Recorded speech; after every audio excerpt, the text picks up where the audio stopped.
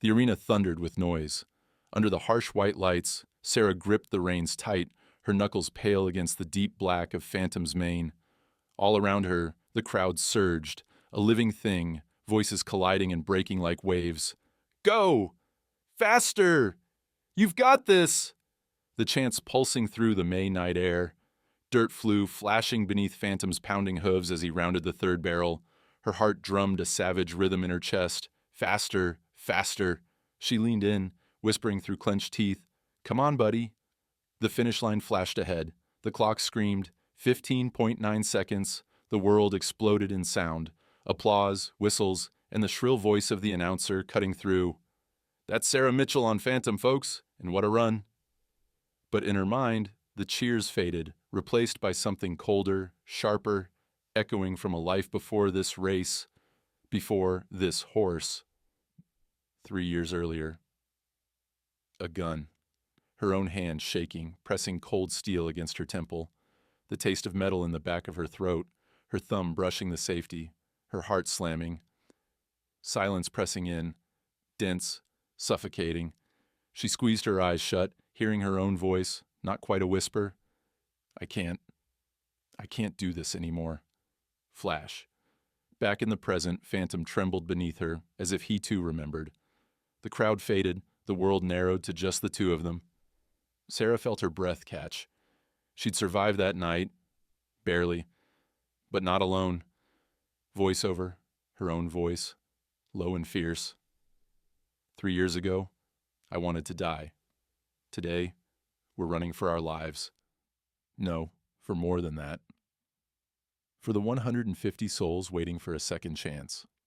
A sudden cut, static, the jarring edge of memory. Sarah, 3 years younger, sitting on a threadbare couch in a dark apartment. Her hands cradled a bottle of whiskey. The label peeling. Pills scattered across the table. Ambien mostly. Her eyes hollow, skin drawn, shadows pressed deep into the lines of her face. A letter, half finished, stained with tears. "I'm sorry, Peterson. I'm sorry, Miller. I'm sorry, Jackson. I can't carry this weight anymore." She drew the pistol from the coffee table. The cold metal felt like absolution, a way out of a war that never left her, that gnawed at her bones in the silence between nightmares. She pressed the barrel to her head, breathing in, slow, out, slower. Time stopped. The sound returned, Phantom's hoofbeats, frantic, breaking through the fog. Back to now, the rodeo, the world exploding in color and light. The announcer's voice roaring, "Sarah Mitchell! Ladies and gentlemen, a true American comeback!" But Sarah knew the truth. This wasn't just a race. It was survival. For her, for Phantom, for the silent army of broken souls who watched her from the stands, from the shadows, from memories. She slid from Phantom's back, legs shaking, the sweat of the race mingling with a cold, familiar fear. She stroked his neck, feeling the scar just beneath his mane. A pale line, barely visible, but deep. Phantom's eye, black and bottomless, found hers. For a moment they were two survivors in the wreckage of war, soldier and horse, both carrying wounds no one else could see. Sarah lifted her head, looking out over the sea of faces. The lights stung her eyes. She heard, distantly, the words she'd practiced. Her story told 100 ways for therapists, for doctors, for people who never really listened. Not today. Today, she told the truth. She reached for the mic, her voice steady but raw. 3 years ago, I stood at the edge of my life. I thought there was no coming back. I thought the war ended in Afghanistan, but it followed me home every night, every time I closed my eyes. This horse, she turned, resting a hand on Phantom's trembling shoulder. He's been to the edge, too. We both made it back. The crowd was silent now, watching, waiting. Someone held up a sign. Every 22 minutes. Sarah swallowed. Did you know? Every 22 minutes, a veteran in this country takes their own life. 22 minutes. That's more than 65 heroes. Every single day. I was almost one of them. So was Phantom. But today, we're running for everyone who couldn't, for everyone who still can. Her voice cracked on the last word. The silence in the arena was deafening. A camera panned across the crowd, pausing on the faces of men and women in battered baseball caps, the glint of medals on worn jackets, old hands pressed over mouths, eyes shining with tears not just for her, but for themselves, for all they'd lost. Sarah met their gaze, nodding, just once. On-screen text, "Do you know that every 22 minutes an American veteran dies by suicide? Oh, comment your guess. Maybe you'll save a life." The story, she knew, wasn't about her, or even about Phantom. It was about survival, about coming back when you thought you never could, about second chances, and the cost of earning them. Phantom stamped his hoof, snorting softly.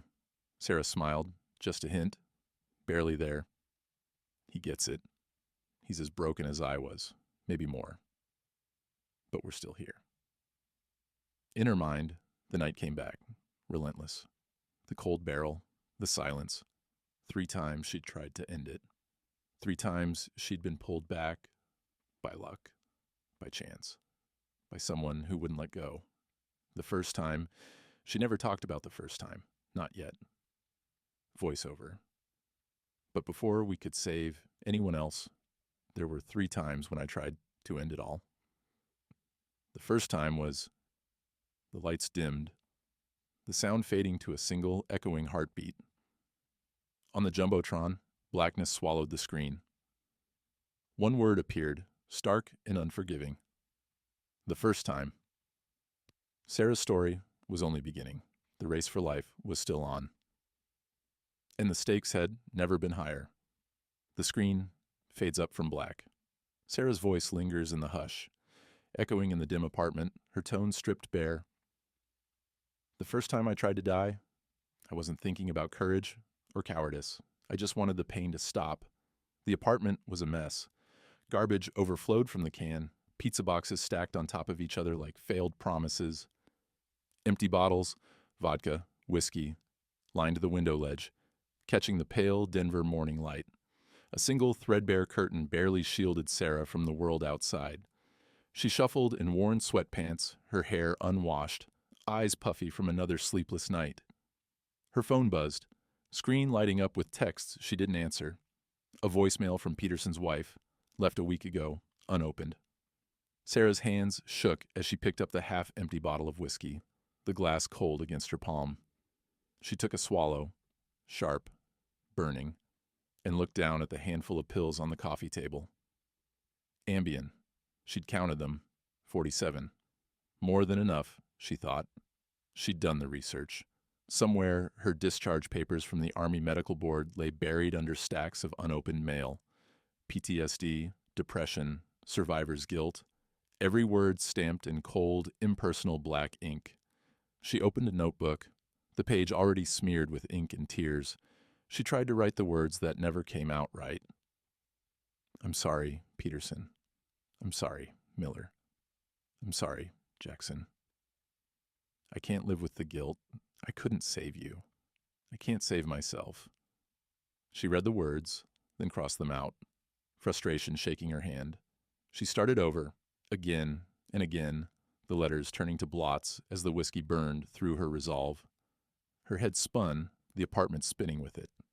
From somewhere outside, a siren wailed. Sarah didn't flinch. She'd grown used to the noise, the way the city pulsed with emergencies. But none of them belonged to her, not until now. She swallowed the first pill, then another, then a handful at once, chasing them with whiskey. The taste was bitter, chemical, but she hardly noticed. She thought about Afghanistan, about Peterson's voice the day before he died. Sarah, you gotta get home. You hear me? You don't have to be a hero all the time. The sound of gunfire, the flash of an IED. She'd seen too much, lost too much. The TV flickered in the background. News. Something about a shooting, another world away. Sarah slumped on the couch, her body already growing heavy. Her eyes drifted shut. Time stuttered. Minutes blurred together. She drifted in and out, half asleep, half gone, her mind floating somewhere between here and there. The edges of the room grew soft, dark, as if she were sinking into water. Suddenly, a sharp knock at the door. It echoed through the apartment, but Sarah didn't answer. The pounding grew louder. A woman's voice, worried, insistent, came from the other side. "Sarah, you in there?" The doorknob rattled. Sarah barely registered it. The world was narrowing, turning gray. She heard the clatter of keys, then the door swinging open, slamming against the wall. "Dios mío! Sarah!" Mrs. Martinez's voice was sharp, slicing through the haze. The old woman's nose wrinkled as she smelled gas. Sarah had left the oven on, the burners still hissing. Mrs. Martinez hurried to the kitchen, flipping switches, calling out to Sarah, but getting no answer. She spotted Sarah slumped on the couch, an empty bottle rolling onto the floor, the pill bottle upended beside her. Mrs. Martinez's hand flew to her mouth. No, no, no. She rushed for the phone, dialing 911 with trembling fingers. 911. "What's your emergency?" "My neighbor. She's not responding. I think she's overdosed. There's gas. Please, you have to hurry."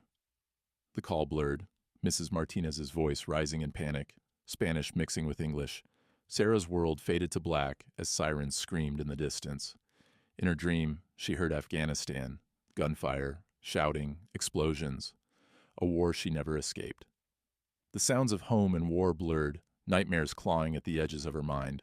When she woke, harsh white lights pressed against her eyes. The world smelled of antiseptic, the mechanical beep of a heart monitor steady in her ear. Her mouth tasted of charcoal and regret. She blinked, realizing she was alive. Tubes snaked from her arms, machines humming softly. A nurse appeared, clipboard in hand. Her voice was gentle but businesslike. "You're at Denver General Hospital, Sarah. You're safe. Do you remember what happened?" Sarah didn't answer. She looked away, shame prickling her skin. The nurse left, replaced by a man in a white coat, stethoscope swinging from his neck. He sat beside the bed, flipping through her chart. "You're lucky to be alive, Miss Mitchell." That was a lot of Ambien. Most people...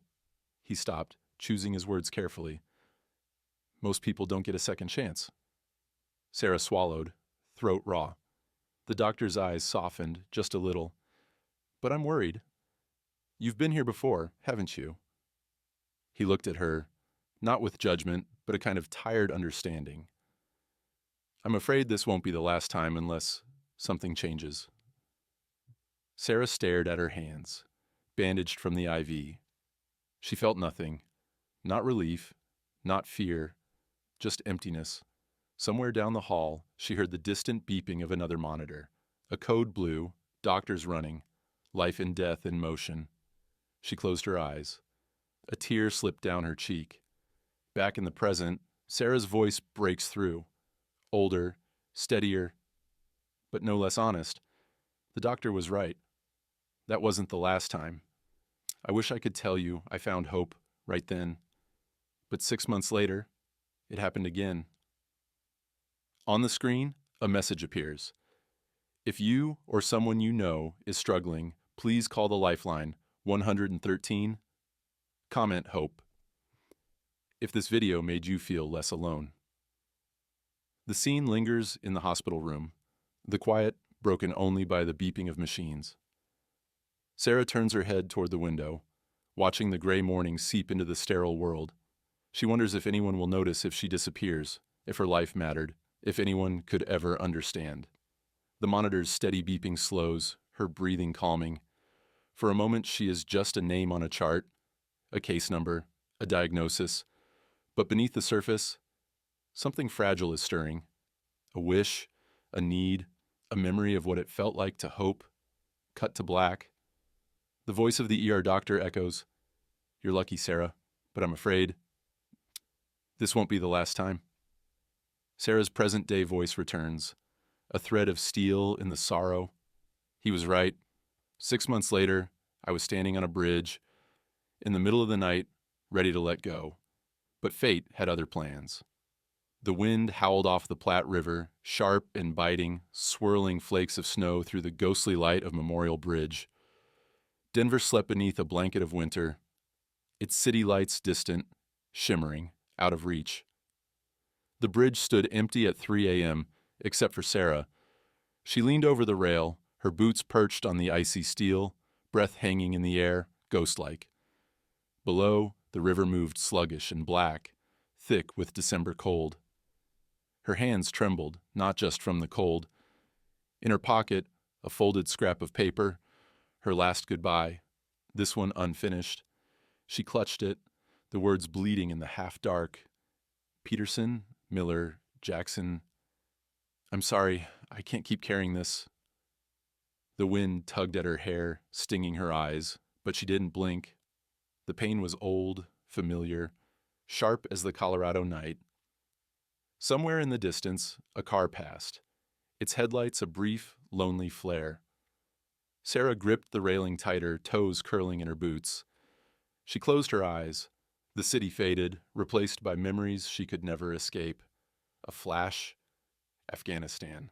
Mortar shells howling, sand and blood, the ragged scream of Peterson as the convoy exploded.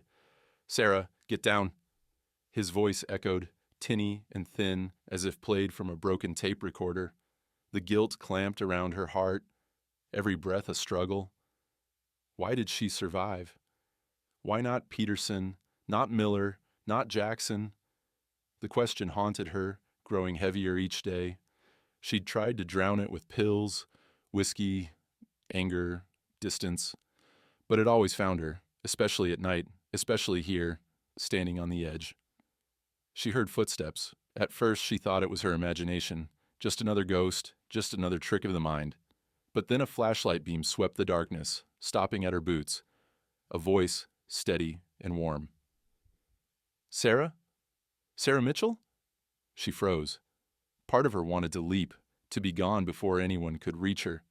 But the voice was real. It belonged to Officer Maria Martinez. Familiar, persistent. She was the kind of person who didn't leave things undone. She'd responded 6 months ago when Mrs. Martinez, her aunt, had called about the overdose. Sarah, talk to me, Maria called out, keeping her distance, her hands visible, her posture unthreatening. It's cold. Why don't you come back over the rail, huh? Sarah swallowed. Her voice cracked.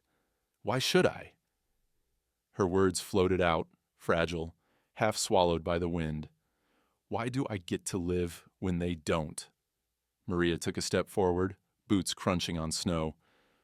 Because maybe you have something left to do. Maybe that's why you're still here. Sarah's knuckles were white against the metal.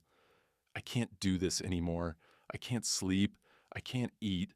I can't breathe without seeing their faces. I should have died with them. Sarah, please, Maria said softly. We lost good people over there. But if you go, the pain doesn't end. It just moves to someone else. Sarah pressed her forehead against the cold steel. She felt tears burning her cheeks. You don't understand. I promised I'd get them home.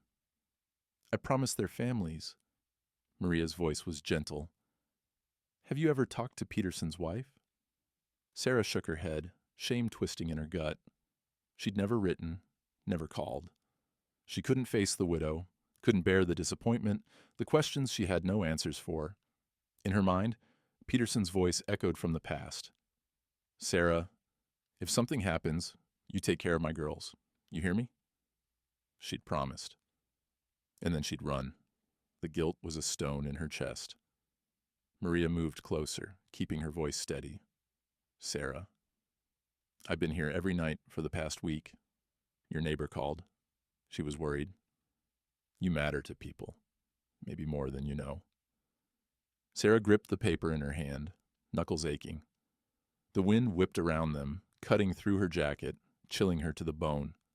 She stared down at the water, thinking how easy it would be to let go, to finally rest. The negotiation stretched on, hour after hour. The bridge was a world unto itself. Just Sarah and Maria, two women clinging to hope and fear. Maria kept talking about her family, about the people who'd been left behind, about the future that might still be possible. Sarah barely spoke, but she listened. The city buzzed below, a distant hum. Above, the stars blinked cold and indifferent. Suddenly, Sarah's phone rang, startling in the silence. The ringtone was her mother's, an old song from childhood, "You Are My Sunshine." The sound cut through the darkness, through the guilt, through the years of pain. Sarah stared at the screen, unable to move. Maria's voice, urgent now. "Answer it, Sarah. Just answer." Her fingers fumbled. She pressed the button, brought the phone to her ear. "Sarah?" Her mother's voice, thick with tears. "Sweetheart, I know you're hurting. I know you're not okay. But I need you. I need you to come home. Please, baby." The sound broke something inside her. For the first time in months, she let herself sob, great, racking cries tearing through her. Maria put a hand on her shoulder, steady, real. "Come on," Maria whispered. "Let's get off this bridge, okay?" Sarah nodded, body shaking. She let Maria guide her back over the rail, her feet finding solid ground for the first time in what felt like forever. She slumped against Maria, letting herself be held, letting herself be weak. Maria wrapped her in a blanket from the cruiser, started the heater. They sat in silence, the storm moving in, the city waking up. "Promise me you'll call if it ever gets this bad again," Maria said quietly. Sarah nodded, wiping her eyes. "I promise." Back in the present, Sarah's voice cracks with memory. "I promised." But 8 months later, I broke that promise. The darkness came back, sharper and meaner than before. The screen fades to black. The only sound is Sarah's ragged breathing, the distant thrum of the city below, and the soft echo of her mother's voice. "Come home, please." On screen, white letters appear. The last time. The garage was dark, thick with the smell of oil and old sweat, shadows tangled in the corners. It was nearly 3 a.m. Sarah's watch read 2:47. Outside, the neighborhood lay silent, snow muffling the world, but inside the silence was different, heavy and final. The kind of silence that pressed down on your chest and whispered, "This is it. You're out of time." Sarah sat on a battered milk crate, her elbows on her knees, hands trembling as she turned her service pistol over and over. The Glock 19 felt familiar, too familiar. She'd carried it for years, cleaned it, trusted it more than she trusted most people. Now it seemed both comforting and alien, its cold weight an anchor in her lap. She could still hear the doctor's words from the ER. "I'm afraid this won't be the last time." She hated that he'd been right. She'd tried therapy, pills, running, drinking. But the nightmares kept coming, dragging her back to Afghanistan, to that desert road, to the faces she'd lost. 6 months ago, she'd promised Officer Maria Martinez she'd call for help before it got this bad. Now, sitting in the dark, phone silent on the workbench, she felt more alone than ever. The gun looked almost innocent in her hand, the black metal reflecting a strip of moonlight through the dirty garage window. She remembered the first time she'd been issued a weapon, the weight of responsibility, the pride. She'd felt strong then, capable. Now, every muscle in her body felt hollowed out. Her breathing sped up, sweat slid down her back, cold despite the heater's faint hum.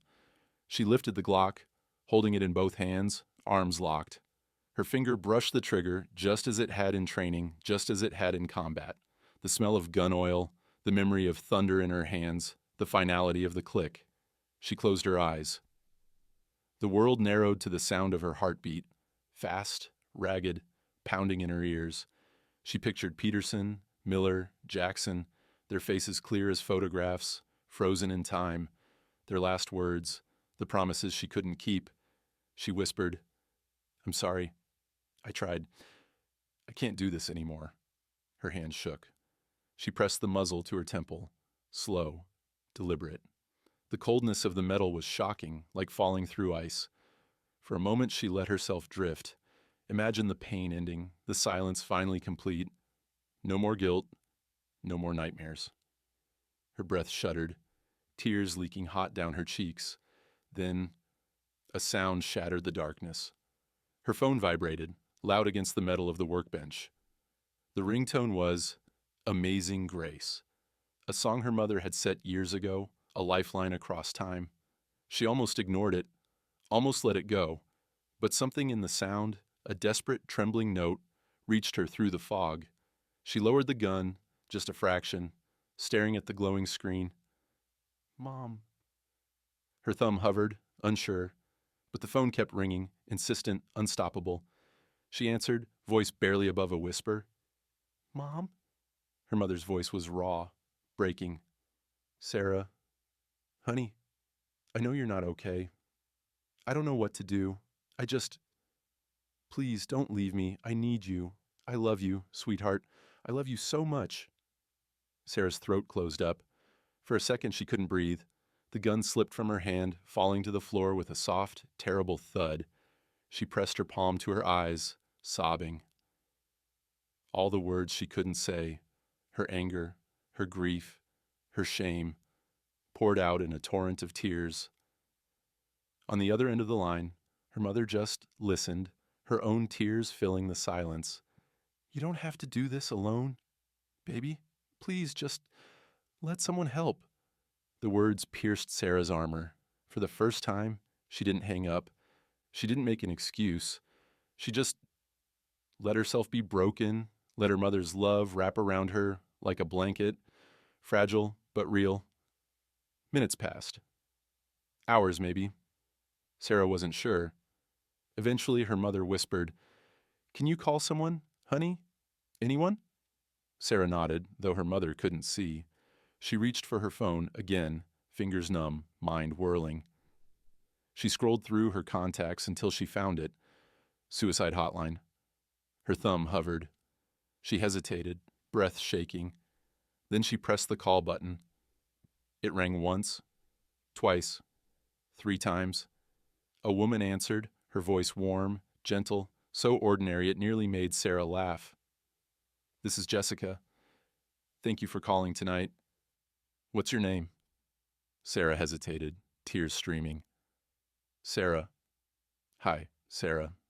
I'm really glad you called. That takes so much strength. Can you tell me what's going on? The words spilled out, halting at first, then rushing, unstoppable. She told Jessica everything. The nightmares, the guilt, the bridge, the pills, the gun. She told her about the promises she'd broken, the friends she'd lost, the way hope felt like a foreign country. Jessica just listened. No judgment, no rush. When Sarah faltered, Jessica's voice steadied her. Calling right now shows incredible strength, Sarah. Most people don't even get this far. You're not alone. I'm here with you. We'll get through this together. For the first time in years, Sarah believed her. Not all the way, not yet, but enough to keep breathing, enough to listen, enough to wait. Jessica's voice grew softer. Have you ever tried animal therapy? There's a place in Colorado. Horses help people heal. I think it could help you. Sarah closed her eyes, picturing horses running through snow, wild and free. She remembered a time, years ago, before the war, when she'd ridden a horse at summer camp, laughing as the wind tangled her hair. It felt like another life. Jessica gave her the name. Wounded Warrior Ranch. She texted the address, the phone number, a link to the website. Just think about it, Sarah. You deserve a chance to heal. You really do. By the time the sun rose, Sarah's tears had dried. The gun was locked away, deep in a drawer. Her mother was asleep on the other end of the phone, refusing to hang up. Sarah sat in the cold, listening to the birds waking outside, her body aching but alive. Back in the present, Sarah's voice is steady, reflective, with a spark of hope. 2 weeks later, I held an address in my hand. A place where broken soldiers and broken horses were supposed to find each other. I didn't know then, but I was about to meet a soul as wounded as mine. The screen fades to black. A close-up, the dark, searching eye of a horse, wild and wary, the reflection of a woman lost. And maybe, just maybe, found. The Colorado sun hung low in the sky, stretching gold across a land scarred by winter's retreat. Sarah drove south, the miles falling away beneath her tires as Denver faded in the rearview mirror. Each bend in the road seemed to pull a little more of the darkness from her, though the ache in her chest remained, stubborn as an old scar. Country music trickled from the radio, mingling with the steady hum of the engine. But after a while, even that faded, replaced by a hush that matched her nerves. Ahead, mountains rose blue and defiant, sentinels over a landscape both beautiful and lonely.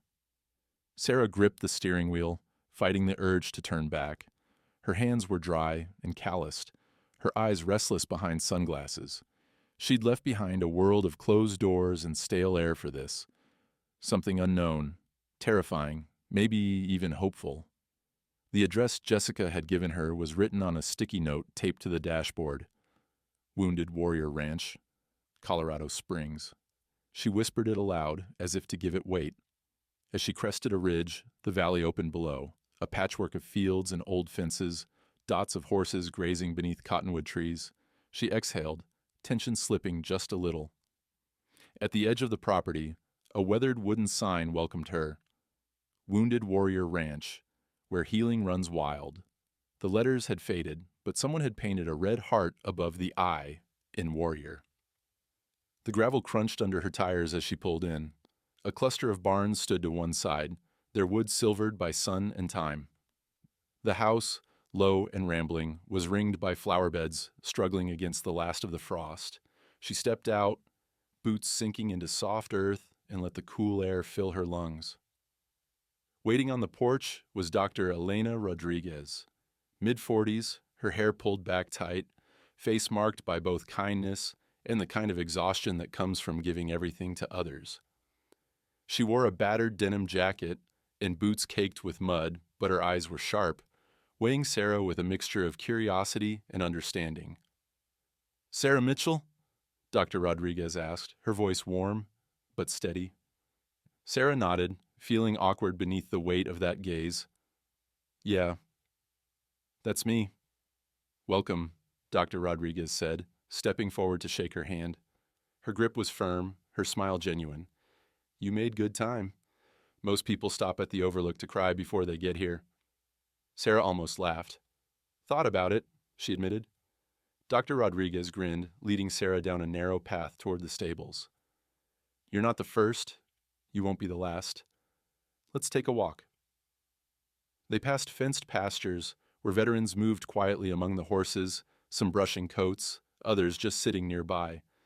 Sarah saw a man in a wheelchair, tossing hay to a mottled gray mare, and a woman with faded army tattoos stroking a gentle bay. No one stared. No one asked questions. Here, the silence wasn't heavy. It felt like permission to just be. Dr. Rodriguez narrated as they went. "Every horse here is a rescue. Some from neglect, some from abuse. Every person, too, in their own way." She nodded at a dark stallion who shied from her hand. "They teach us as much as we teach them." Sarah listened. The steady rhythm of hooves and distant laughter filling the spaces inside her that words couldn't reach. At the far edge of the property, past a field dotted with wildflowers, stood a lone figure, a black horse, tall and imposing, his head held high but eyes wary, body marked with faint scars that glimmered in the light. He stood apart, his pasture empty, but for him, a king without a court. Dr. Rodriguez stopped. "That's Phantom. He doesn't let anyone close. Hasn't in 3 years." Sarah felt something twist in her chest. She watched the stallion, his ears swiveling toward them, muscles tense beneath his sleek coat. His breath steamed in the chilly air, and for a moment, he stared straight at Sarah, an unblinking, haunted look that mirrored her own. "His story's a lot," Dr. Rodriguez said quietly. "He's been through things most folks wouldn't survive. Sometimes, when I look at him, I see myself on my worst days." She paused, as if debating how much to share. Phantom was supposed to be a champion. Instead, he got hurt by the person he trusted most. Sarah blinked, her mind racing. She wanted to move closer, to reach out, but something in Phantom's posture warned her back. She stood still, watching as he paced, restless and proud.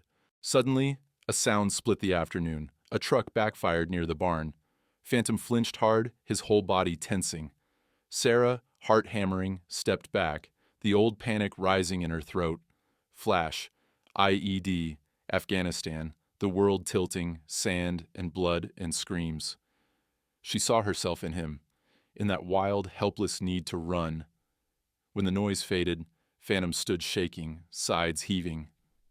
Sarah wiped sweat from her brow, trying to steady her own breathing. She met his gaze again.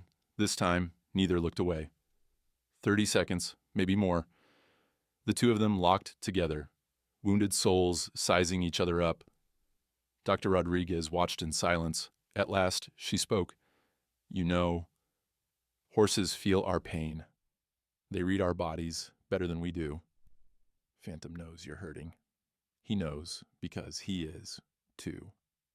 Sarah swallowed hard. What happened to him? Dr. Rodriguez's face tightened.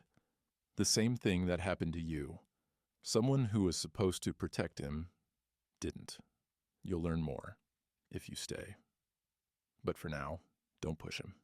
Just let him see you. Sarah stood at the fence as the sun dipped lower, painting Phantom's coat blue-black. She let herself be still, feeling the weight of his gaze. For the first time in years, she felt seen, not by another person, but by an animal who understood pain without needing it explained. In the distance, the mountains glowed pink. The ranch was quiet, a world apart from the chaos she'd known. Sarah breathed deep, letting the cold air settle her nerves. She didn't know what tomorrow would bring, but for now, she wasn't running, from herself or from the darkness. Dr. Rodriguez touched her shoulder gently. Phantom hasn't let anyone touch him since he got here. Don't take it personal. If he chooses you, he'll let you know. Sarah nodded. She didn't expect miracles, but as she watched the stallion graze, his silhouette stark against the setting sun, she felt the smallest ember of hope flicker inside her. Maybe, just maybe, two broken souls could help each other heal. The moment hung between them, quiet, unfinished, waiting for whatever came next. Fade to black. The story was only beginning. Sarah returned to the ranch the next morning, the ground still slick with dew, her mind restless after a night of broken sleep.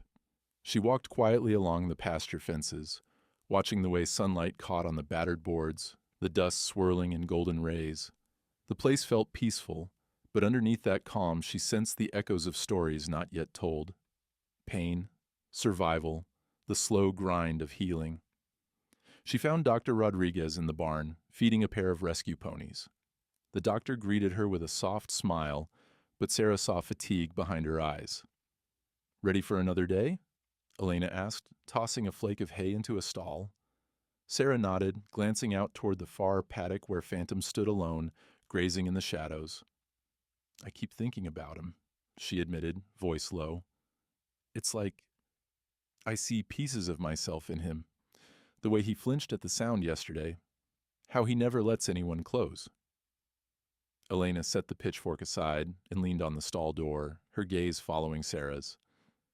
Would you like to hear his story? She asked gently. Sarah hesitated, then nodded. I think I need to. Elena took a breath, her eyes distant for a moment. Phantom wasn't always called that. He was born Thunder, a jet-black colt with a streak of white down his face, bred for racing. He was supposed to be the next big thing. Fast, fearless, smart. His first owner was Jake Morrison, a man with big dreams and even bigger problems. She paused, voice softening. Jake started out proud, but the world got to him. He drank too much, gambled too hard, lost too often. When Thunder lost his first big race, Jake snapped. He blamed the horse, started with harsh words, then the whip. Every loss meant more punishment, less food, longer hours in the dark. What began as discipline became abuse. Sarah felt her hands curl into fists, the rage and sorrow rising. How long did it go on? Too long. Elena's voice was a dull ache. 6 months in, Thunder was just skin and bones. Jake kept him chained in a dark stall for days at a time. The only time he saw daylight was race day. If he lost, if he faltered, Jake would beat him. Some nights, the neighbors said they heard screams. Animal and human, both. Sarah's chest tightened. She imagined the darkness, the hunger, the confusion. Why didn't anyone stop him? Elena sighed. People tried, but Jake was clever. He moved Thunder around, kept him out of sight. But you can't hide pain forever. On July 4th, Thunder's second year, Jake got drunk and decided to celebrate with fireworks. He lit them right next to the stable, laughing as the sky exploded. Sarah's breath caught. She saw it play out in her mind, Thunder panicking, trying to escape, the chain biting into his neck, tearing skin and muscle as he fought to get free. The world reduced to terror, pain, the thunder of explosions both outside and inside. Thunder nearly killed himself that night, Elena said softly. He reared and twisted until the chain cut so deep it left a permanent scar. He was lucky to survive. The next morning, a neighbor found him lying in his own blood. That's when animal control finally stepped in. Sarah blinked hard, fighting back tears. What happened then? They raided the property. Jake was gone, drunk or hiding, I'm not sure. Thunder was so far gone he wouldn't let anyone touch him. They had to tranquilize him to get him in the trailer. 6-hour drive to the ranch. He didn't eat, didn't drink, wouldn't even look at us for 4 days. I thought we were going to lose him. Sarah glanced back at Phantom, Thunder, standing motionless in his paddock, the faint line of a scar shining on his neck. He survived. But he's still afraid. Elena nodded. He tried to heal. We brought in veterans, thinking maybe people who'd seen the worst of the world could help him. A few made progress. A kind word here, a gentle touch there. But every time someone got too close, he panicked. Rearing, kicking, sending more than one good soul to the hospital. It's not his fault. He just can't trust. Sarah's voice was soft, almost a whisper. That's how it is for a lot of us, too. Elena placed a hand on her shoulder. That's why you're here. Phantom isn't the only one who needs a second chance. Sarah stood there for a long moment, watching Phantom graze in the lonely corner of his pasture. She wondered what it felt like, to carry that much pain and still keep living. She wondered if she'd ever find her way out of her own darkness. A sudden commotion broke the silence. One of the other horses reared, a young veteran slipping in the mud, a cry of alarm. Phantom's head snapped up, ears pricked, muscles taut. For a split second, Sarah saw the panic flare in his eyes, saw him take 2 steps backward, ready to bolt. But then he stopped. He watched Sarah. She watched him. The chaos faded, replaced by a fragile quiet, a heartbeat of understanding across the fence. Elena's phone buzzed, breaking the spell. She stepped away to answer, leaving Sarah alone at the edge of the paddock. Sarah found herself whispering, "It's okay, boy. I get it. I'm still here, too." Phantom flicked an ear. He didn't bolt, didn't turn away. He just watched her, eyes dark and cautious, but present. Sarah took a slow step forward, careful not to spook him, stopping a few yards short. She let her hands hang loose, made her breath slow and even. Phantom's muscles quivered, but he didn't move. Sarah stood there until her legs ached, the morning turning to afternoon, shadows growing long. She remembered what Elena had said. Don't push him. Let him see you. So she did. She let her pain be visible, let her scars show. For once, she didn't try to hide the broken parts. Elena returned, her face somber. Sarah, tomorrow, you'll try to be the first person he doesn't hurt. No pressure, right? Sarah almost smiled. No pressure at all, she replied, her voice trembling with hope and fear in equal measure. As the sun dipped behind the mountains, Sarah watched Phantom one last time. She knew tomorrow would be hard, maybe impossible. But she also knew she'd try. For Phantom, for herself, for every soul who'd ever been hurt by someone who was supposed to protect them. That night, Sarah lay awake in the small room above the barn, listening to the horses breathe, to the wind rattling the eaves. She felt the weight of tomorrow pressing down, but also a flicker of something else. Possibility, thin as dawn, but alive. If Phantom could survive, maybe she could too. Fade to black. The next morning, Sarah woke before sunrise, the ranch cloaked in fog. The air was crisp, heavy with dew, the world quiet except for the soft nickers of horses waking in their stalls. She pulled on her boots, hands shaking with anticipation and a hint of dread. Today was the day she'd try what no one else had done. Approach Phantom without fear, without armor, just herself. She found Dr. Rodriguez waiting by the gate, clipboard in hand, eyes thoughtful. "You ready?" Elena asked. Sarah hesitated, then nodded. "I think so."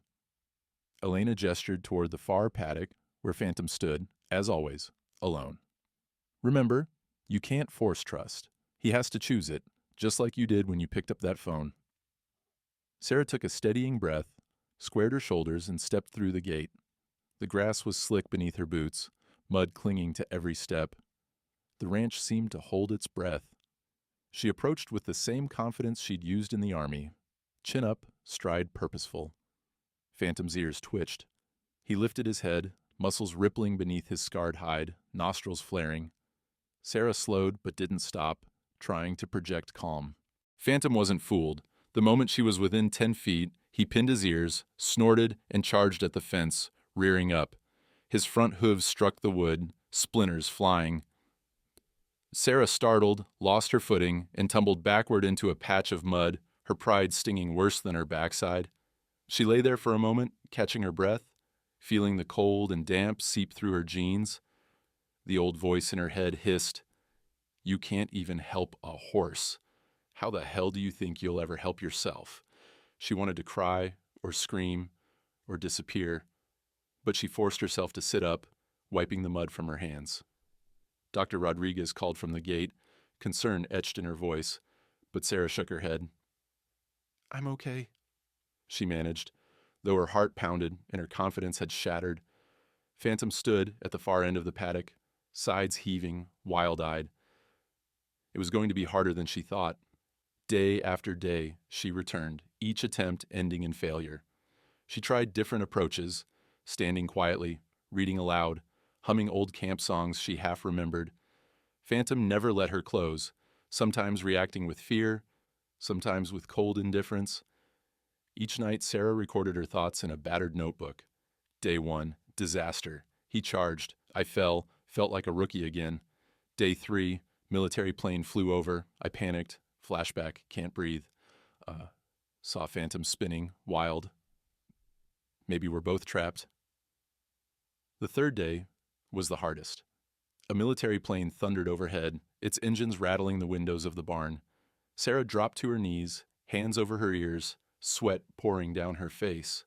The world tilted, Afghanistan, gunfire, the smell of burning sand.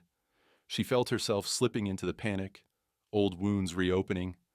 When she looked up, she saw Phantom racing in frantic circles, his eyes rolling white, sweat lathering his coat. He crashed into the fence, desperate to escape a threat only he could see. For a long, breathless minute, they watched each other, both shaking, both trapped in memories that wouldn't let go. That night, Sarah wrote, "Maybe he understands. Maybe we're both trying to outrun ghosts." The days bled together, each one a test of patience and humility. On the 7th day, Sarah changed her strategy. Instead of approaching, she brought a battered copy of The Old Man and the Sea, settled on a stool 10 feet from Phantom, and began to read aloud. Her voice wavered at first, then steadied as she lost herself in the rhythm of the story. Phantom watched from a distance, head cocked, ears flicking. He didn't run, he didn't charge. He just existed with her. Hours passed. Sarah finished a chapter, then another. The sun climbed high, heat shimmering on the fence posts. Eventually Phantom relaxed, lowering his head to graze. When Sarah left, she realized he'd followed her with his eyes, but hadn't bolted. That night, her notebook read, "Progress." He didn't run. Sat together for 2 hours, 10 feet apart. but feels like a mile closer. On the 8th day, a thunderstorm rolled in from the mountains. The sky darkened, wind whipping across the pasture. Sarah was caught outside when the rain started, a sudden downpour drenching her in seconds. She dashed toward the nearest shelter, the stable, only to find Phantom already there, pressed into the far corner, trembling. She hesitated in the doorway, lightning illuminating the barn in stark flashes. Thunder boomed, rattling the rafters. Phantom whinnied, stamping nervously. There was nowhere to go. The storm sealed them both inside, trapped in a narrow stall, barely 6 feet by 6 feet.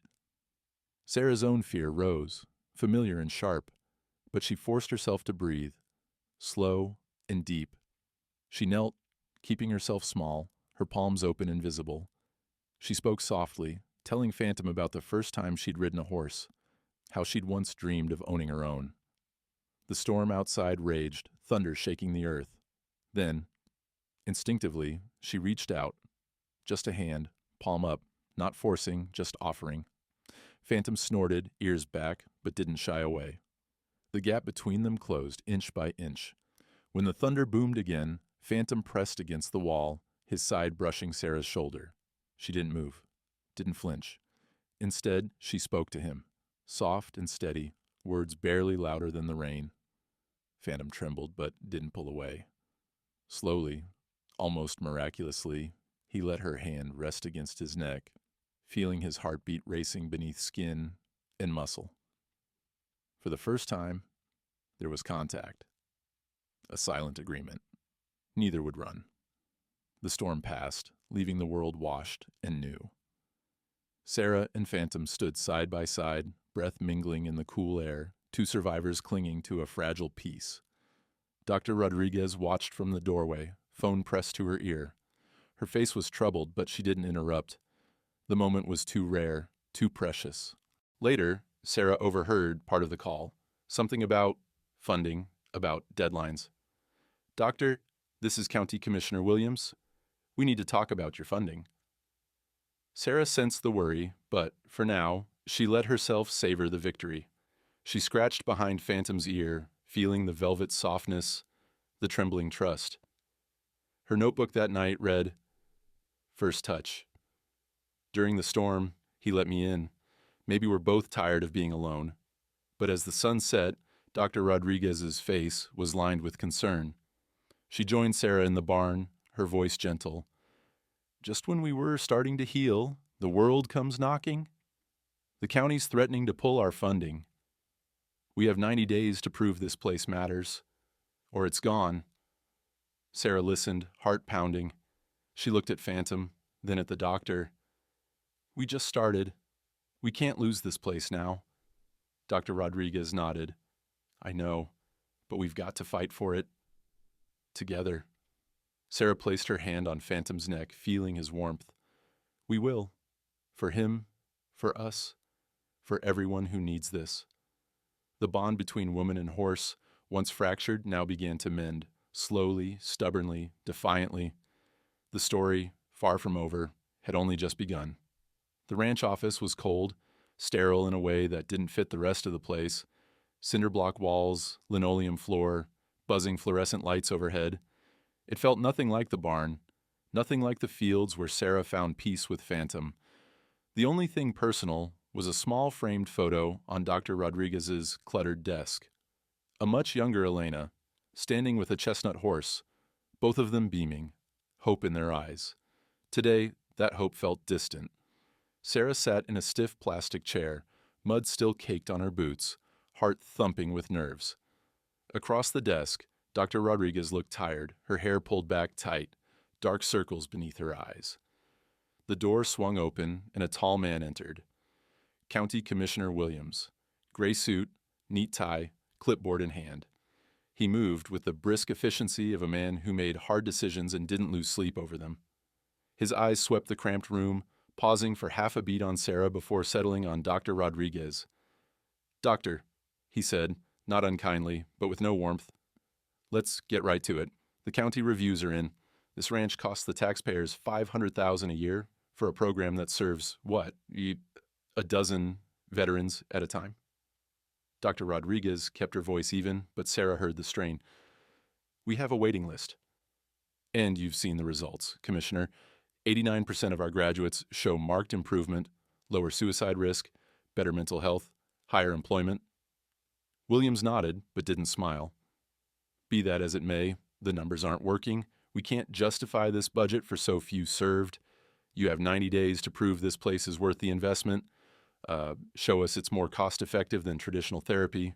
Or, he spread his hands in a helpless gesture. We'll have to shut it down. I need hard data, doctor. Stories don't balance budgets.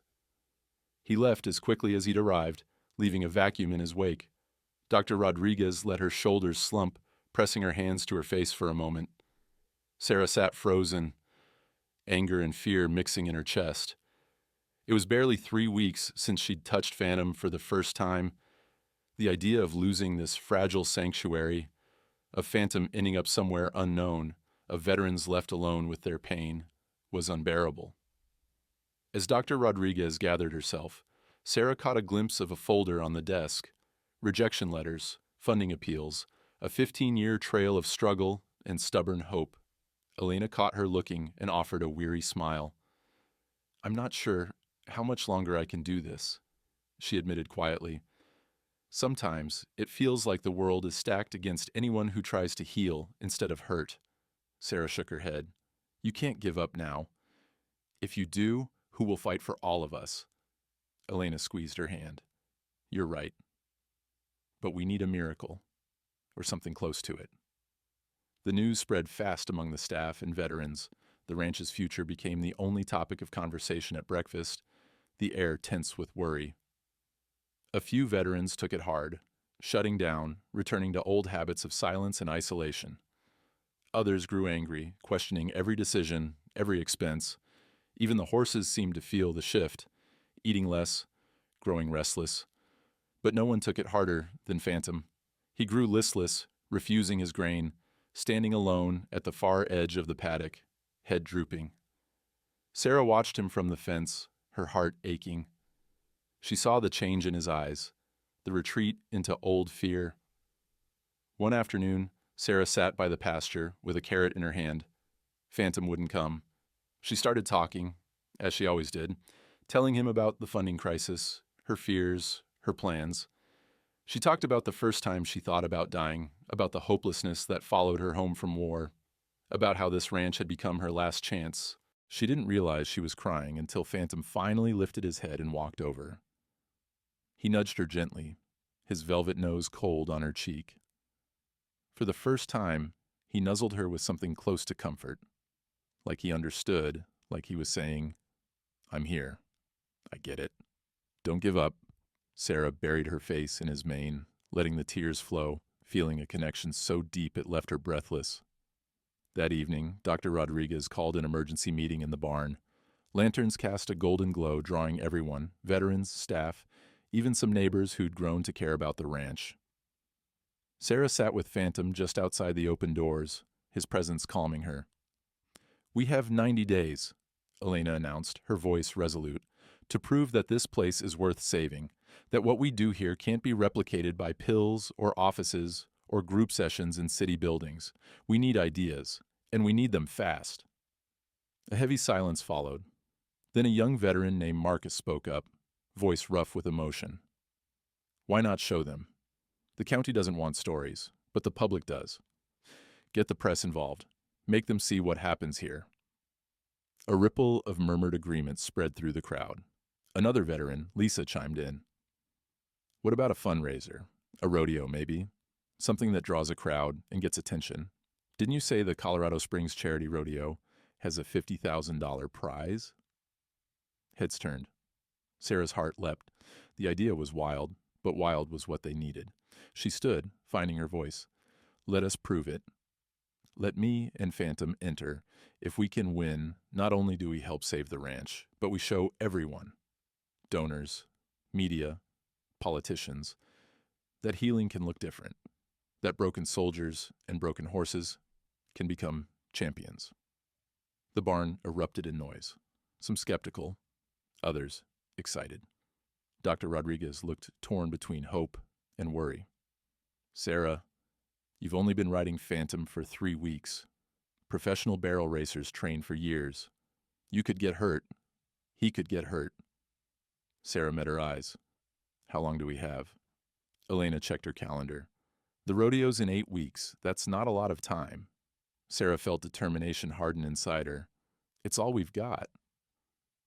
The next morning, the ranch buzzed with new energy.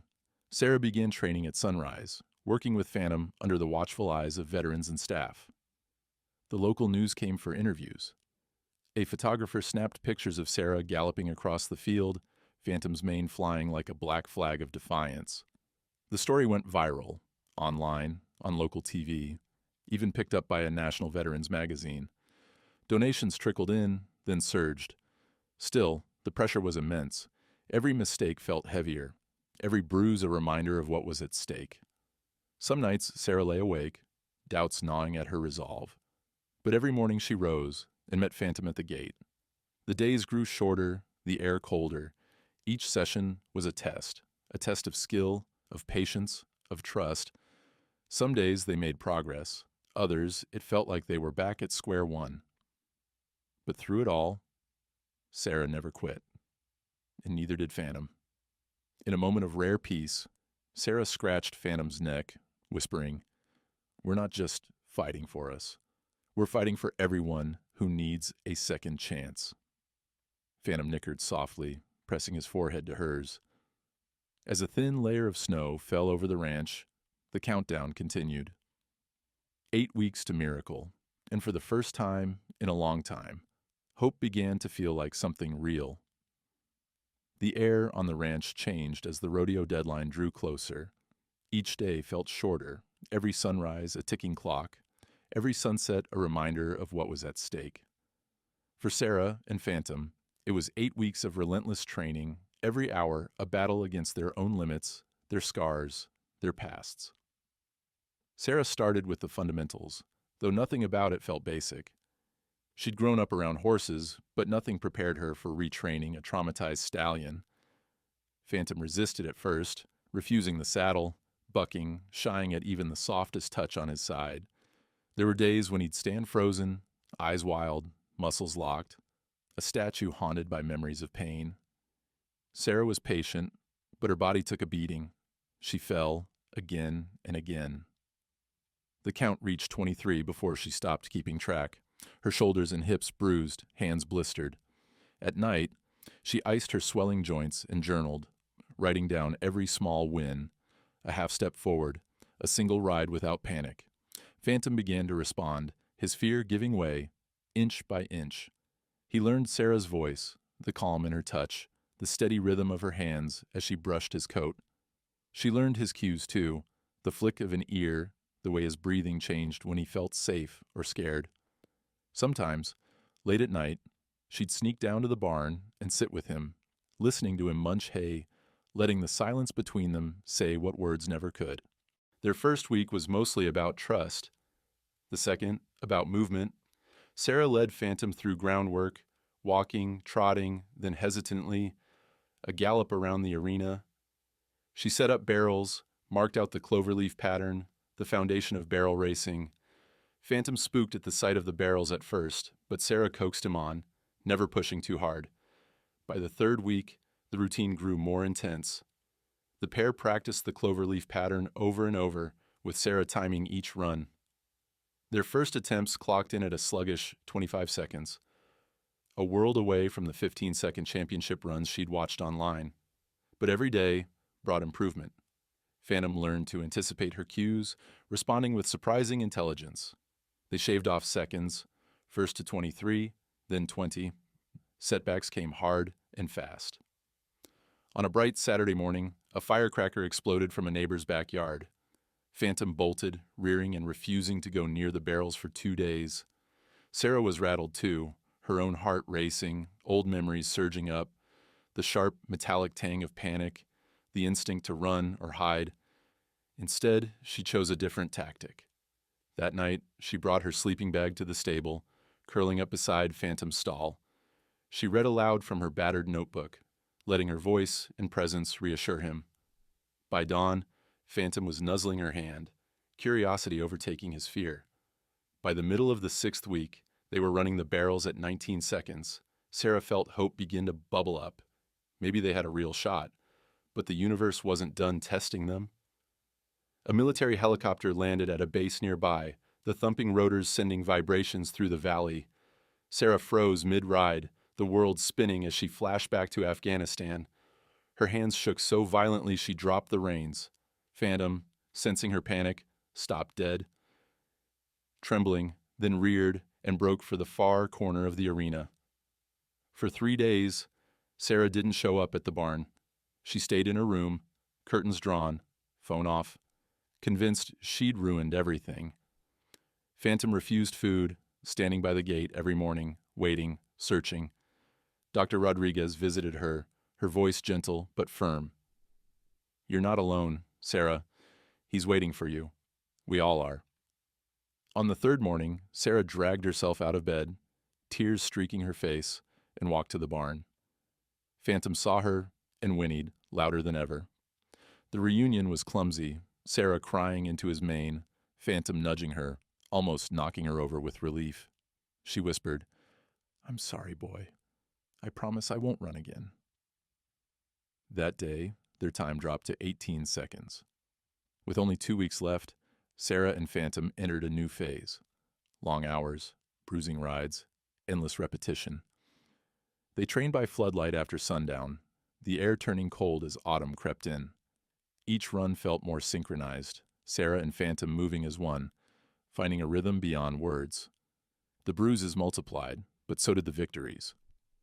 Barrel 1, perfect turn, tight and fast. Barrel 2. Phantom hesitated at a distant crack of thunder, but powered through at Sarah's urging. Barrel 3, a hair too wide, but they recovered, flying down the home stretch. They dropped their time to 17 seconds, then 16, then 15.8, a time that put them in range of the professionals. The last night before the rodeo, the entire ranch gathered by the arena. Dr. Rodriguez, veterans, volunteers, even Commissioner Williams came to watch their final practice run. Sarah sat in the saddle, hands steady, her eyes meeting Phantom's. "One last time, buddy, for all of us." The gate opened. Phantom exploded forward, hooves pounding the dirt. Sarah counted the turns in her head. 1, 2, 3. Felt the wind on her face, the world narrowing to the moment, to the bond between them. Across the finish line, the clock flashed. 15.2 seconds. The crowd erupted in cheers, some crying, others hugging, disbelief and hope mingling in the cool night air. Sarah dismounted, legs shaking, hugging Phantom's massive neck, whispering, "You did it. We did it." Split screens compared their journey. Week 1, Sarah hunched, uncertain, Phantom tense and wild. Now, a team, confident, powerful, ready. Later, as Sarah brushed Phantom down, she read the flood of online comments and messages from veterans around the country. People wrote, "Ready? You've got this. Thank you for giving us hope." The day before the rodeo, Sarah walked Phantom to the pasture at sunset. The radio played quietly. A weather report. Thunderstorms expected tomorrow at the Colorado Springs Fairgrounds. Sarah tensed, exchanging a look with Phantom, their biggest fear, the loud sounds, the chaos. She stroked his muzzle. "We'll face it together, okay? No matter what." Phantom nickered softly, as if in answer, and nuzzled her cheek. Sarah smiled through her nerves, holding on to hope as the stars blinked awake above them. Tomorrow, everything would be decided. And for the first time in her life, she truly believed they were ready. The Colorado Springs Fairgrounds was electric with anticipation. Floodlights bathed the arena in bright white, making the gathering storm clouds above seem even darker, more threatening. 8,000 spectators filled the stands, bundled in jackets, clutching programs and cups of steaming coffee. The air buzzed with excitement, tension, and the sharp metallic tang of approaching rain. Sarah stood beside Phantom at the edge of the arena, her hand resting on his neck. The stallion was nervous, ears flicking back and forth, eyes wide and nostrils flared at every crack of thunder rumbling overhead. She whispered softly, "We're okay, boy. I'm right here. Just you and me. Like always? He snorted, shifting his weight, but didn't pull away. The loudspeaker crackled to life, the announcer's voice booming over the crowd. Ladies and gentlemen, welcome to the Colorado Springs Charity Rodeo. Tonight, one team will take home the $50,000 prize, and for one ranch, everything is on the line. The stakes had never felt higher. For Sarah, it was about more than the money. It was about Phantom, about all the veterans at the ranch, about proving that broken things could be mended, that broken souls could run again. She glanced at the stands. She could see Dr. Rodriguez, Marcus, Lisa, and dozens of others. Even Commissioner Williams was there, clipboard in hand, watching with an unreadable expression. Rain started to fall in fat, cold drops, pattering on Sarah's helmet, beating on Phantom's glossy black coat.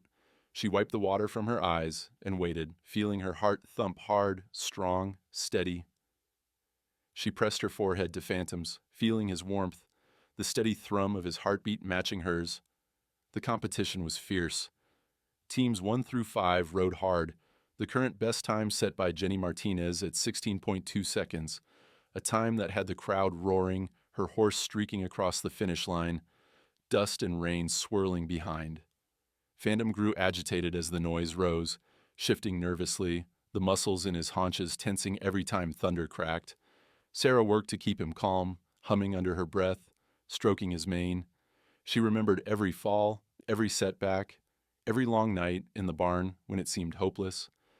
She remembered the first time she thought about dying and how the only thing that brought her back was the hope of something better, the stubborn belief that pain didn't have to be the end. As Team 12 entered the arena, the storm intensified. Lightning flashed, the air charged and wild. Their run was nearly flawless, 15.8 seconds. Sarah felt the pressure mount, her breath shallow, her hands shaking as she gripped the reins. Phantom sidestepped, bumping her shoulder. Their number was called.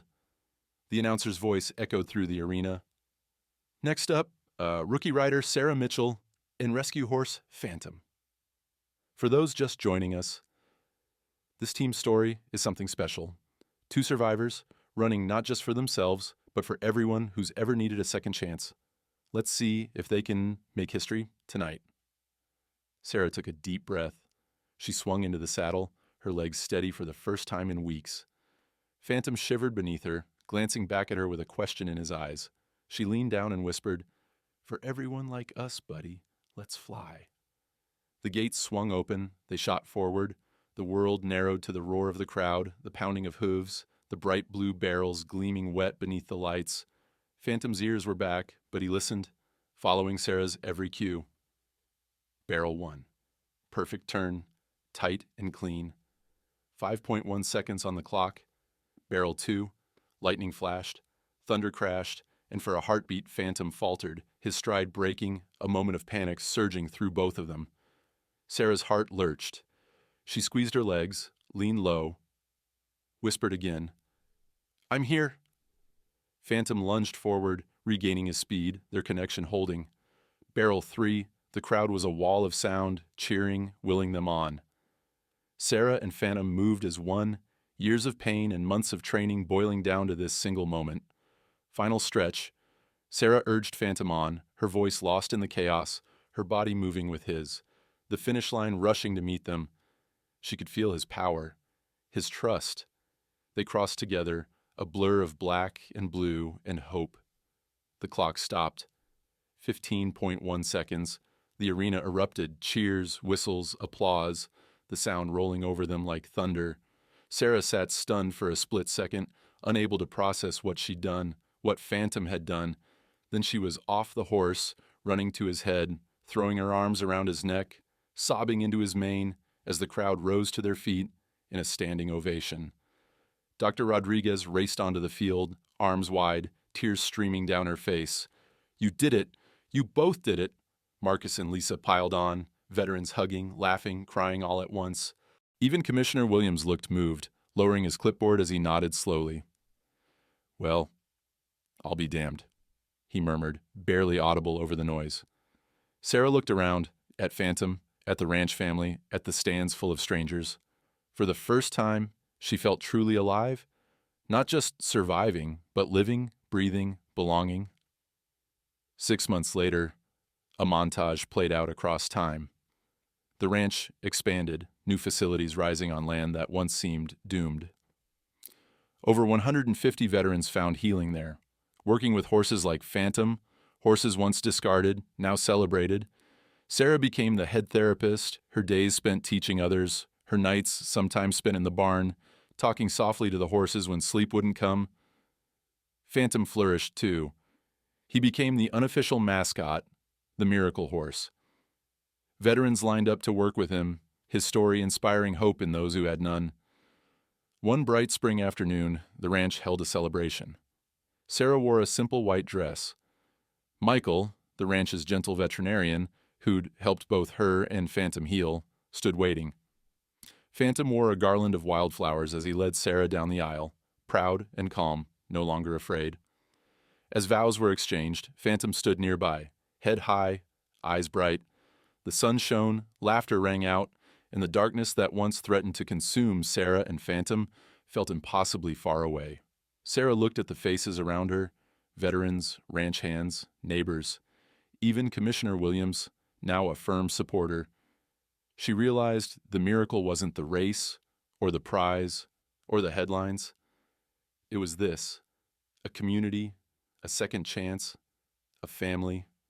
She pressed her hand to Phantom's neck, feeling the steady heartbeat beneath her palm.